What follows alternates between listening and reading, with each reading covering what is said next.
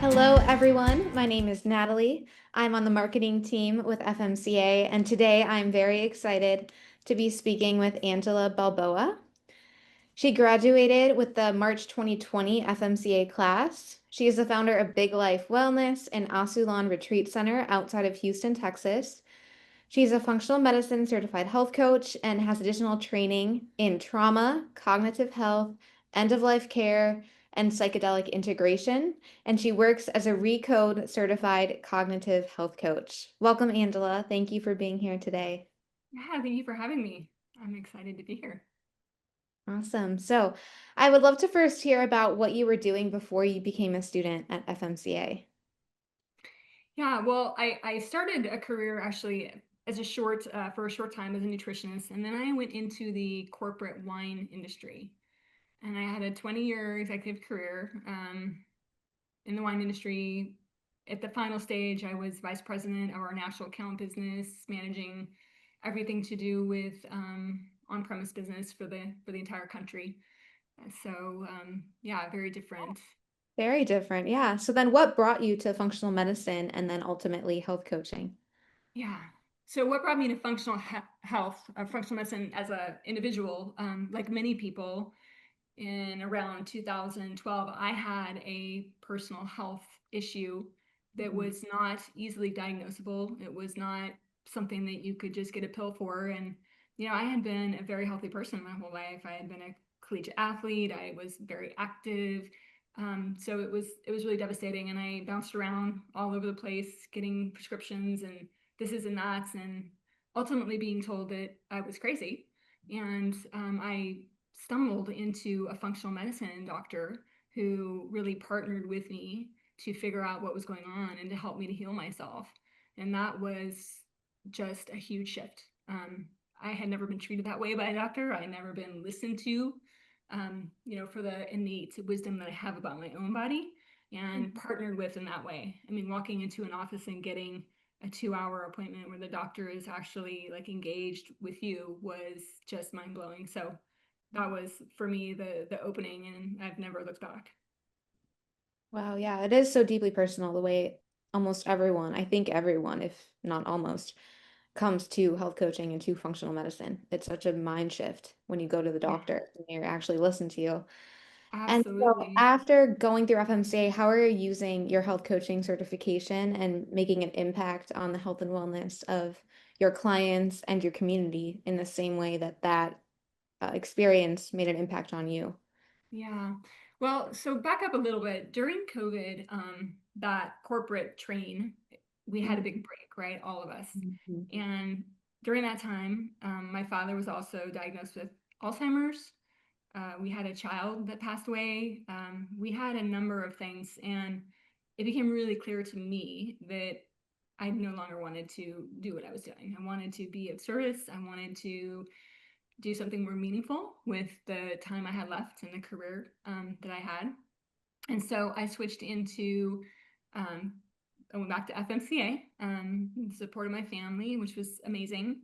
And I decided to, start my own business. And what I really wanted to focus on was, first of all, functional medicine health coaching, because so often it's not that the knowledge isn't there. It's how do I execute it and how do I have a partner to help me get there, and to create those steps and to really listen to me and meet me where I'm at.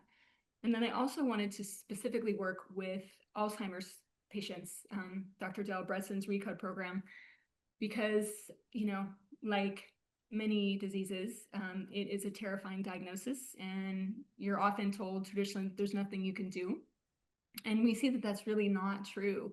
So, my clients come in and they're usually pretty traumatized, and the care partner is as well, and they're scared. And it's just, amazing to be able to say, yes, there is something we can do. And, let's get to work together and just to see like what giving people hope does, and watching them make those changes and have improvements. And then the last part, which is a little, maybe a little different, but I also work with psychedelic medicines in preparation and integration. And I have a lot of clients that I work with microdosing. There's a lot more coming out about this now. There's a lot of trials. There's things happening nationally. being trialed in the VA, but those medicines, especially psilocybin microdosing, can be amazing for behavior change. So what I'm seeing is just really amazing results with my clients and sort of shifts in perspective. And also that neuroplasticity window allows them to really make changes to behavior that might otherwise be a little bit more difficult because they're so deeply ingrained. Mhm. Um, and then that, leads into, the skills also with the end of life work. And I do a lot of hospice volunteering. I think those skills of really deep listening and just partnership in being present with another person, which are so, emphasized and we work so much on in our coaching training. Those are really, great skills to come into the foundation with working with end of life and terminal care patients. So that's a little bit about what I'm doing. That's amazing. It's a beautiful jump that you made, realizing I want to go more to purpose-driven work where I'm actually seeing the difference that I'm making in people's lives. And such a personally driven journey too is really special. And Yeah. so I love the way you talked about when you're working as a coach, you're really listening. And so that brings us back into your time and your experience as an FMCA student. And what did you enjoy most about the program as you learned how to be a health coach? Yeah, I love the people, first of all. Every cohort is wonderful, I'm sure, but I really enjoyed meeting these people. And we were going through such a, interesting time in the world, right? We were the cohort of March 2020. Literally, COVID started as we started. And so it was really a deep bond. I loved that. I loved the people. I loved, the information because we aren't really taught the skill of deep listening and really meeting people where they're at and active listening and reflecting and being such a mirror, a communicator to help other people, and that applies to our own relationships, our families, our friends, whatnot.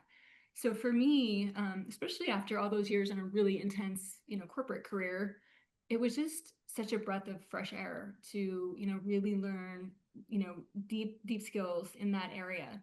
um, and how it really enriched my life in so many ways, not just within, my coaching practice. And so how did FMCA prepare you to be a successful health coach? You mentioned the art of deep listening and that component. Are there any other tools or parts of the education that really prepared you?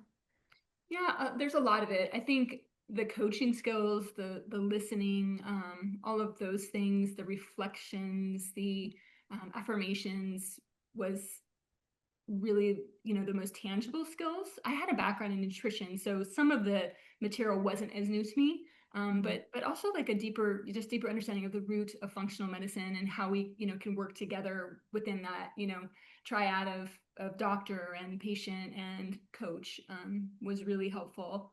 Um, yeah, yeah, there's so many things.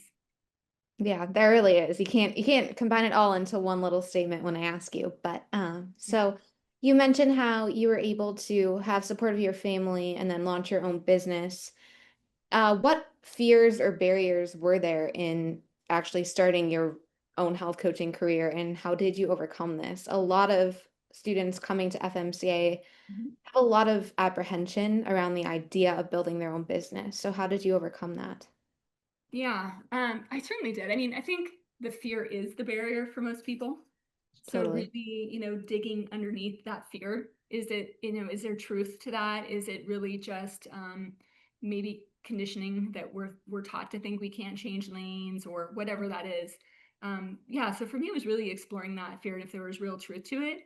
And then, Mhm. like I said, that particular timing, it was such a sort of opportunity for soul searching for many of us. For me, it was just so clear that it didn't feel like I had another option. Like I was ready, and that was what I really needed to do. And then have a plan. Having a good plan for transition, having a financial plan, having a business plan, having some really great support. FMCA offers so many really great resources for that as well, and networking with your, fellow alumni, because many of us have started our own businesses or doing different things that you don't even know are opportunities out there. So there's so many resources to overcome that fear and come up with a good plan. But I think if it calls to you, and there's something in your heart that is really there to do this kind of work, I mean, don't hold back. The world needs skilled helping professionals. AI and technology and all these things are not going to replace that, human to human touch. So I think it's needed now more than ever. That is 100% correct. And I think when you know, and that's all you need to really push through and you'll find your way. But that, of course, as you said, doesn't come without the support of alumni. And so at FMCA, we do say that you're an FMCA graduate for life. And what does this ongoing alumni connection and support look like to you, even beyond just the initial stages of building your business? Yeah, well, again, the connections, the networking, I've had a lot of support throughout, my career and building my business from other alumni that are, farther down the path for me. And then the resources, like, for example, I just did the course that was offered to alumni on reading labs, and it was great. It was really helpful in my practice. There's just so many really great resources that FMCA continues to offer, just new insights. If you're, following the podcast and the different things, there's just so much information in so many different ways, to potentially model your business. If you're, absorbing all of that. Mhm. Great, thank you. And what would you say to someone who is considering embarking on the journey to becoming a functional medicine certified health coach? I would say, again, if it's in your heart, absolutely do it 100%. You will be successful. Like I said, I think it is needed now more than ever. And if it is something that you feel passionate about, I would just absolutely encourage you to make it happen. Yeah, so you say that so eloquently and beautifully. Thank you so much for spending the time and speaking with me today. Is there anything else that you would like to add or any words of wisdom or advice? Yeah, the one thing I would add, I will say I feel like adding the skill of trauma-informed care is Mhm. really, really helpful as a health coach, because so many people are coming into your business or coming, finding you because of, kind of a traumatic experience. And to be able to recognize that and, recognize the nervous system and to be able to, support that person in that way, I think is really, really a great additional skill to have. Great. Thank you. Thank you so Yeah, much, Angela. This has been wonderful. it was. Thank you for having me.